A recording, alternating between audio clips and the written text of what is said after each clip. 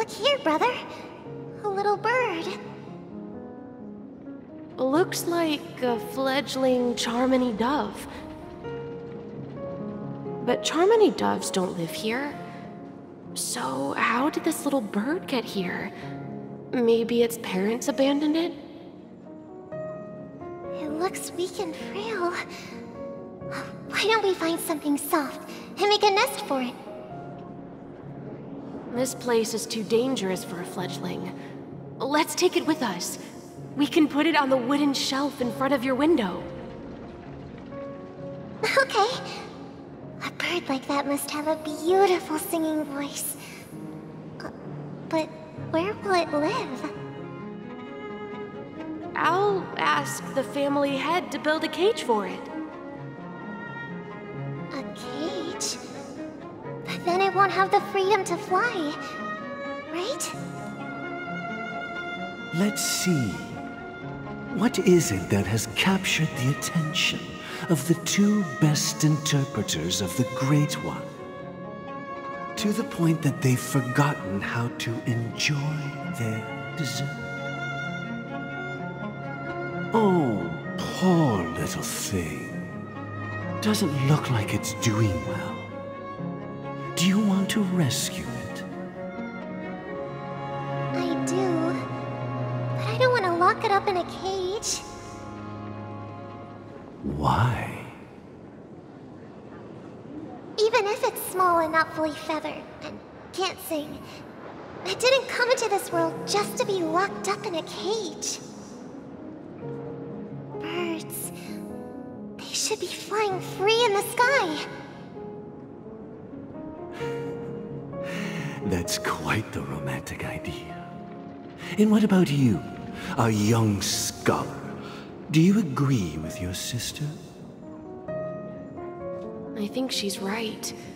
But if we leave it out in the wild, it won't survive for more than a few days at best. Ah, I see. It seems our little scholar is still a bit unsure. Well, let me tell you youngsters a story. As you probably know, Charmony doves can fly through the air. When they fly really high, the friction caused by the flapping of their feathers against the atmosphere creates amazing lights, so that they look like shooting stars. We've seen this spectacle so many times that we think it's just something they can naturally do. But that's not the truth. Their radiant display is the result of countless struggles against nature over generations. Their ancestors were too weak to survive on the ground, so to escape predators, they started seeking new opportunities in the air. After countless attempts by many generations, one of them finally figured out how to fly. It soared into the sky and never looked back at the ground again. So, you mean birds aren't born to fly, but they find a way to do it through their determination, right? Well, that's an idealistic way of putting it. So, what are your thoughts, Sunday?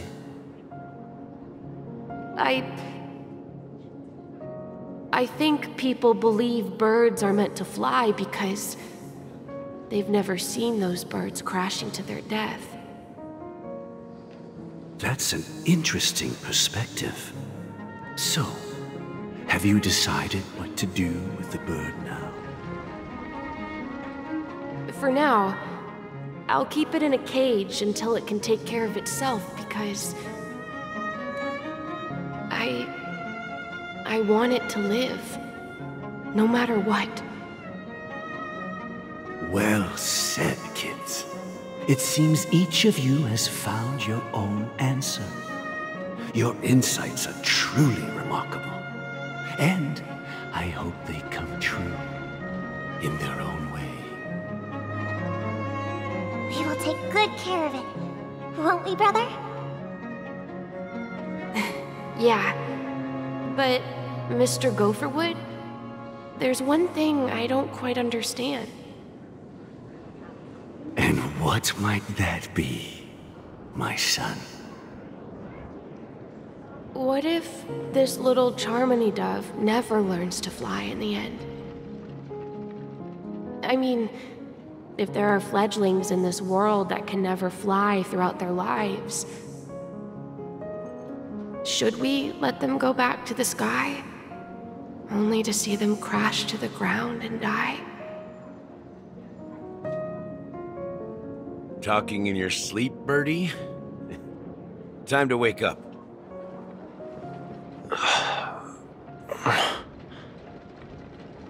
Huh? Need a hand? I'm still alive? Yeah. Happy about that? Where is Robin? Tell me. Now. I knew that was going to be the first thing you'd ask. Don't worry, your sister is here, safe and sound. She's probably walking around the streets now. If I were you, I'd be more worried about myself. After all, right in front of you is the guy who just stabbed you in the chest with a dagger. If you wanted to kill me, you wouldn't give me the chance to speak. Just tell me your demands, lackey of the Watchmaker. So, you figured out who I am, huh? No wonder you had the guts to go against the Dream Master and the Four Families. Looks like I made the right choice. Choice? You are aware of my plan and see through my act. Time is running out, so let's drop the charades. I'm suggesting we cooperate. Cooperate? What makes you think I'd cooperate with you? The fact that the famous Robin has chosen my side. Plus, some clues about a traitor and a bright future for Penacony. Any of that catch your interest? I find it hard to believe a man who's full of deception. Fine. You don't have to trust me.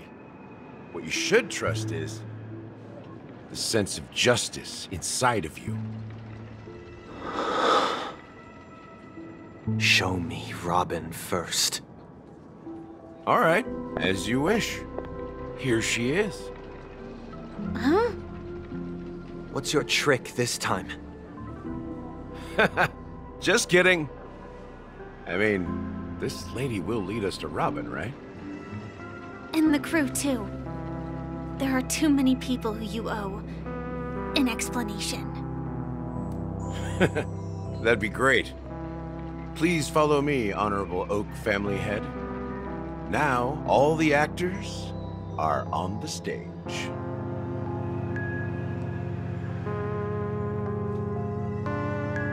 This is the monument I mentioned earlier. The names inscribed on it should be familiar to all of you. Rosalina and Tiernan. When Penacony was known as a frontier prison, it was the Trailblazers who connected it with the stars. They were the heroes who saved Asdana, and their names deserve to be immortalized. Not just on this small stone tablet, but in the annals of history for all of time. However, today, the planet of festivities is nothing but sweet dreams. That heavy piece of history is all a distant memory. Just like that prison. If their names are inscribed here, then that means... According to Micah, they died long ago.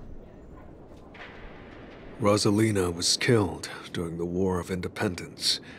She ventured alone into the heart of the star system to investigate the flow of Memoria, but she never returned.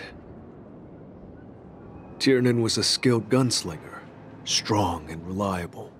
He led the people through countless battles, but he didn't live long enough to witness the arrival of true peace. In the decade following the war, Penacony faced challenges internal and external. To protect Asdana, Tiernan took up the way of the Trailblaze and led the Lampmoth family to explore beyond the system. only to be surrounded and wiped out by the swarm. Though I had expected as much, the tales of these heroes truly are sorrowful. True to the title of Trailblazer, they spent their lives venturing into the unknown. But what about this tablet? There are no names carved on it. When Dreamflux Reef was created, its owner was still alive. However, he insisted on erecting a monument for himself, saying that it will happen someday. Here we meet again. Everyone from the Astral Express. Robin.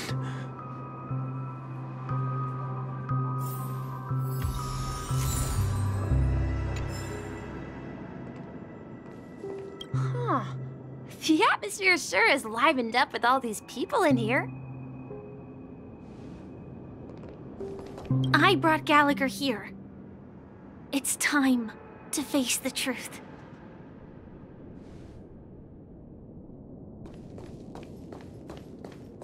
Brother... There's no need for words. You're safe, and that's all that matters.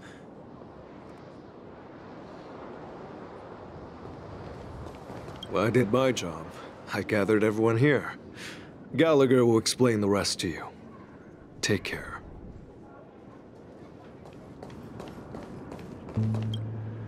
I promised to give the siblings some privacy, so let's talk about our business first.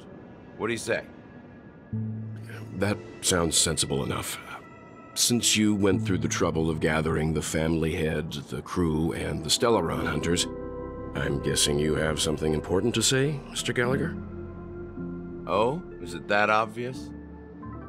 The look on your face is practically screaming I'm the one behind all this. You're right, Mr. Yang. It is indeed time to come clean on everything. The siblings already know what they need to, and they've made their choice. But you, Nameless, arrived a bit late. So it's only fair that I answer your questions. Before we begin, let me reintroduce myself. I'm the founder of Dreamflux Reef, the deputy of the Watchmaker, and the one who sent out that invitation. As Gallagher, the history fictionologist, I humbly extend my greetings to you all. History fictionologist? So what, everything you told us was made up? Well, don't worry. Almost everything I shared was true. Well, except for the part about the family accepting me back. I double-checked with Micah, and everything he said about the family, the Watchmaker, and Mikhail is true. Thank you for your understanding. Now let's get down to business. I'm sure you're all wondering why I went through the trouble of setting up this battle for the legacy, inviting different factions and stirring up a ruckus all over Penacony. Well, it all boils down to something very familiar to all of you. The Stellaron. The Stellaron? But how is that possible? Penacony is a free-flowing interstellar hub. There are no signs of contamination whatsoever. You're totally correct. So, care to take a guess at what that means? How keen. Well, what should I say? I expected nothing less from the person here who is the most familiar with Stellarons. The sweet dream doesn't come out of thin air. If you think of the memory zone as the sea, creating the land of the dreams is like filling that wild ocean with earth to make an island. To achieve this feat, without the help of an emanator of remembrance or enigmata, the only way is to use a Stellaron. And that's not something you can achieve with a simple wish. It requires vast quantities of knowledge, time, and manpower. I'm sure you get what I'm hinting at. In Azdana, the planet of festivities itself is a Stellaron disaster. The planet of festivities itself is a Stellaron disaster? It all started a long time ago. back when the Watchmaker and his crew liberated the frontier prison. They faced countless challenges as they began building Penacony from the ground up. That's when the idea of using the Stellaron came into play. The Stellaron first entered the Asdana system during the war. The Nameless warned everyone against the folly of attempting to tamper with such a power, and most heeded their words. But there are always people in the shadows with ulterior motives. The turning point came after Tiernan's death. With 2 of the Nameless gone, the Watchmaker had to go to the front lines. It was at that moment his rivals saw an opportunity. By the time a representative from the Montour System's family arrived at the Watchmaker's call, the Stellaron had already been activated and was seeping into the primordial synesthesia dreamscape. And I suppose the family happened to possess the knowledge to seal the Stellaron? Not just that. They knew far more about the Stellaron than the average person. They helped Mikhail swiftly quell the civil unrest and played a part in building Penacony under the disguise of the Harmony. Those 3 eras were known as the Age of Dreaming. The Watchmaker, who had been left in the dark, sent out invitations across the universe, spreading the hype around the land of the dreams. Then, how did they turn against each other? Remember the island in the ocean metaphor? The truth is, the Stellaron was never truly sealed. It existed in a different form within the dreamscape. Think about this. What would it cost to create and maintain such a lavish dreamland? It's people's lives. The opulent dream is built upon the decay of spirits, with a toxic elixir called pleasure flowing through the dreamscape. It tempts people to indulge in the dreamscape, and gradually their minds succumb, becoming nourishment for the sweet dream. Confusion, laziness, and cowardice, weaknesses that plague humanity, were magnified and nourished by the family. Penacony became a new kind of prison, even more impenetrable than the previous one. Sadly, we realized this far too late. By then, the family had a firm grip on Penacony, swiftly quelling any opposition that arose.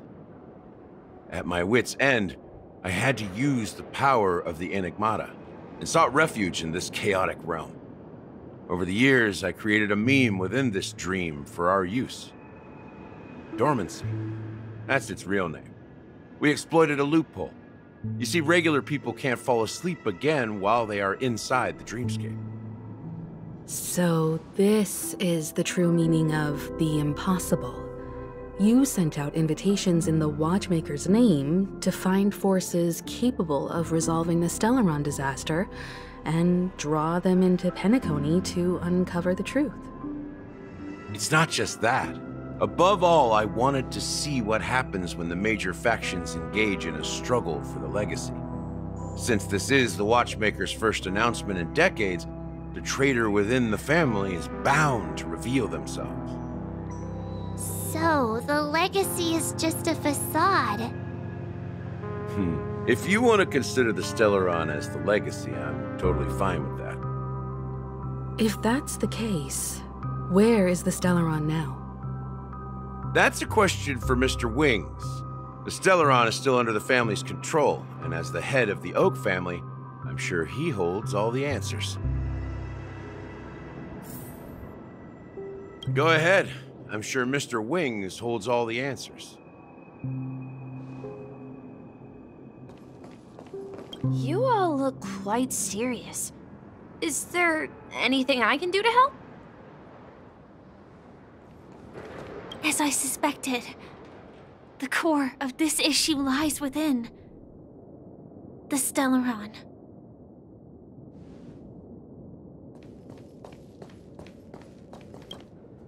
Are you done talking?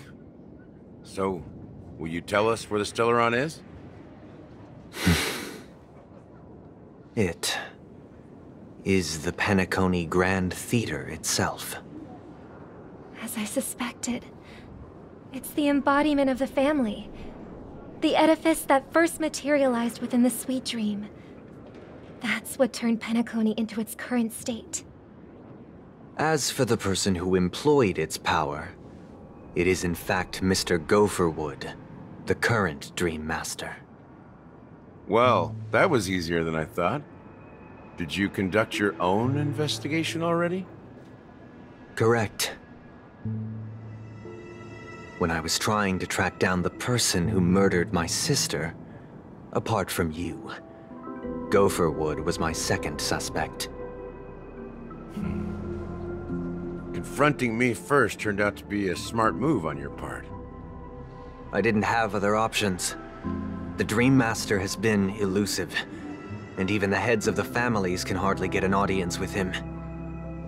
Moreover, Mr. Gopherwood has been kind to my sister and me. And I didn't want it all to end like this. What do you mean by that? To be honest, my brother and I are also victims of the cancer of all worlds. We grew up as orphans, and were adopted by the family when they came to help. Mr. Gopherwood recognized our potential and brought us to Penacony. But I can't just stand by and watch Mr. Gopherwood become an enemy of the Harmony. I won't use my voice to support an evil cause. I won't step on that stage and sing, no matter who the traitor is, or what orders they give me. I won't let the Charmony Festival become an event that destroys Harmony itself, or the paradise in our dreams. Indeed. For the paradise in our dreams. As the head of the Oak family, I'm responsible for ensuring Penacony's promising future. Robin and I will head into the Sweet Dream and confront the Dream Master. And if it turns out that the family has truly strayed from the Harmony, I'll fight alongside you. We'll put the Charmony Festival on hold and make sure Mr. Gopherwood pays for his blood debt. The enemies you are about to face aren't like this old dog here, who can barely even bark. Since our interests are aligned, why don't we team up? Maybe, just maybe, we'll have a shot at success. We have always been following in the footsteps of our nameless predecessors, and there's no reason to stop now. Yeah, we Nameless won't back down from a challenge. Isn't that right, Miss Trailblazer? That line actually makes me a bit nervous.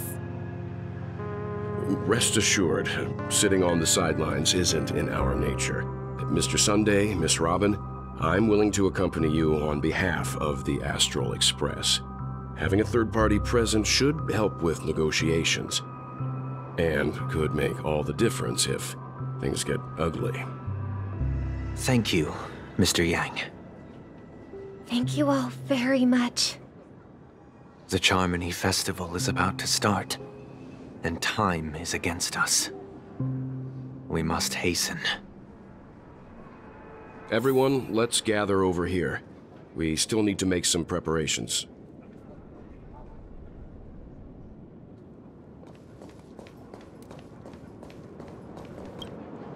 I may have been quick to step up to the plate, but confronting the Dream Master could be a very dangerous affair. Huh? Even you're saying that, Mr. Yang? How powerful is that Dream Master? He's the leader of the families of Penacony, and he has the entire power of the Harmony behind him, not to mention the Stellaron in his possession. We must proceed with great caution. Maybe you can just stay behind this time, Mr. Yang? No, that won't do. Even if we count Robin as an ally, something felt off about Mr. Sunday just now. Although, I can't quite put my finger on it. I have to make sure he won't turn against us when things start to get dicey. You're still carrying the keepsake the IPC envoy gave you, right? May I borrow it for a moment? Huh. I knew it. As I suspected, this chip Aventurine gave to you is actually a miniature transmitter. If I'm right, He intends to use it to track your location or contact you when needed. As it so happens, this may actually be of some use in the current situation. Aventurine? Is he still alive? And what does he have to do with our mission to confront the Dream Master? Remember what I said earlier? Working with the IPC is a way to keep the family in check. If negotiations go south and the family show their true colors by going after the Stellaron, I'll use this transmitter to send a message to the IPC. It'll be just the opportunity the IPC ambassador was hoping for. The only question mark in all of this is Aventurine's current status. But the IPC is always listening, especially senior strategic investment department heads like him. Getting the message across shouldn't be a problem. Good luck to you, Welt. Well, you take care too. If anything goes wrong, don't worry about me. Just make sure to seal the Stellaron. Spoken like a true hero. Even if the Dream Master is innocent, the family's corruption runs deep. I won't make the same mistake Mikhail did. Let's wish him the best of luck. Don't you have something else to tell us, Gallagher? Why would you say so? Before we departed, the conductor asked us to inquire about the 3 nameless in Penacony. We've already collected intel about Rosalina and Tiernan, so the only one left is legwork. If I'm not mistaken, we've already met him somewhere, haven't we? It's not enough to say meet, but the answer is pretty obvious.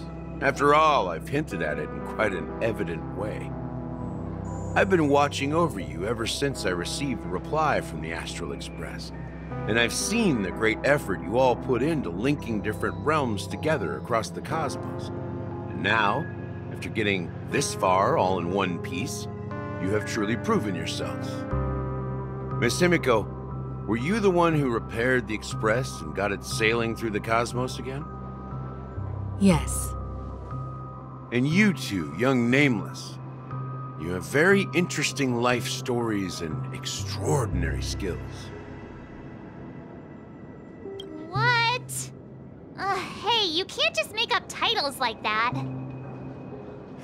You're full of energy. Please send my regards to the conductor, Pom Pom. Please let them know that their friend had fond memories from his time aboard the Express, which he reminisced on every time he had a good drink. As for the last Nameless, he embarked, disembarked, and embarked again, traveling in a great circle, ending up back where he started. On his deathbed, he told me to find the Astral Express and deliver an invitation to the future Nameless. He left behind a special gift, a true legacy. Something that belongs only to the successors of the Trailblaze. Come with me. Now is the time to reveal it.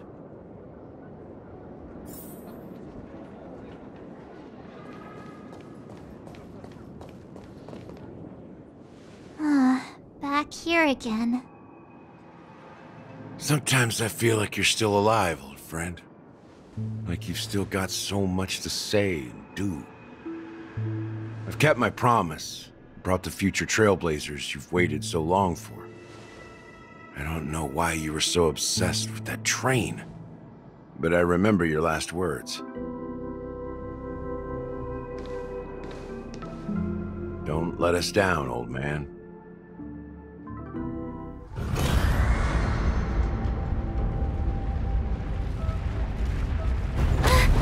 What's happening?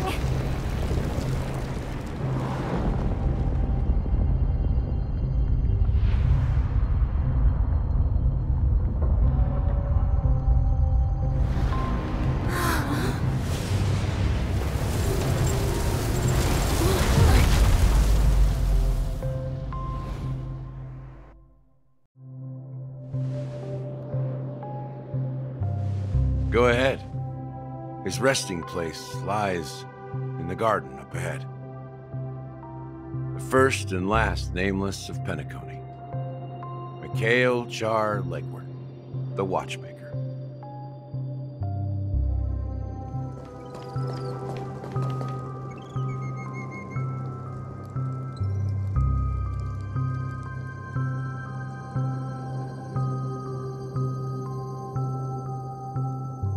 Sure enough, the Watchmaker is the third nameless.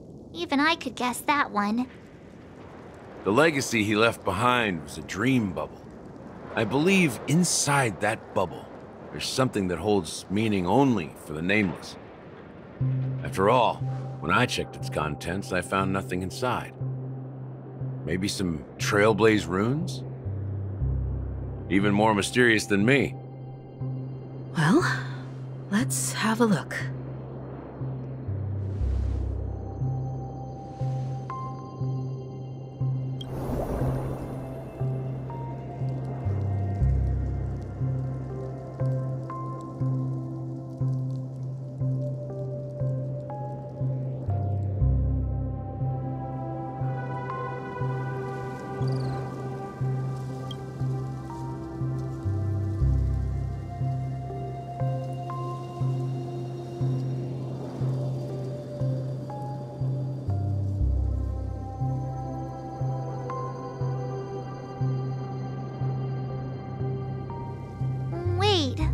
What's going on?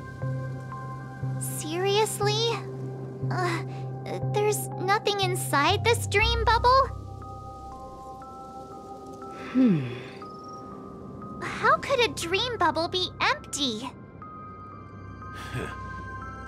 Just as I suspected. That old man always had this strange belief in the nameless and the Trailblaze, and I never understood where he got that confidence from. Especially since he never managed to get in touch with the Express while he was alive. I could never figure out what was going on in that old man's head. But this empty dream bubble is so typical of him. He was always full of weird fantasies and incomprehensible romanticism. That mischievous old man. Well, didn't expect him to leave anything concrete behind anyway. Don't think that's the case, Gallagher. I'm sure Mikhail has left us the most precious thing of all. Don't start getting all philosophical on me, all right? Just as Mikhail believes in the nameless of the future, we unconditionally believe in the nameless of the past. How could they leave with regrets for the future when they were ready to dedicate their lives to the land they loved? There must be something contained in this dream bubble. It's just we haven't figured it out yet. You also have faith in the Watchmaker, don't you, Gallagher? Well, I'm a follower of the Enigmata. My philosophy forbids me to have faith in anything. That's why I understand what faith means in the path of Trailblaze. And I also want to know what he left behind. I'll leave it to you guys then. Can I borrow your pet? I need to make a trip back to Golden Hour and check something at the Dreamscape sales store. It's for Mikhail, and for the future of Penacony.